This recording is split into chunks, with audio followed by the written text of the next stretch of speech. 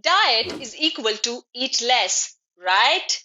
Wrong. Diet is not about eating less. This is one of the biggest misconceptions about dieting. Diet is about eating right, it's about eating more. Your objective is not to lose weight. Weight is formed of multiple things in the body like water, muscles, fat, and bones. Your objective is to lose just the fat weight. When you lose muscles, your metabolism goes down and eventually your weight bounces back. And it comes back almost exclusively as fat, leaving you much worse than what you were earlier.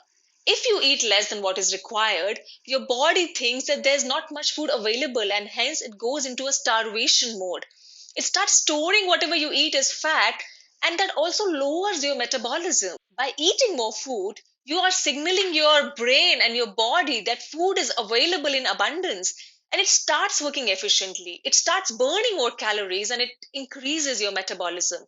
At true weight, this is one of our core and fundamental principles. Eat more to lose weight. That's right. Eat more to lose weight. You will learn all this and more in our scientific, natural food waste weight loss program.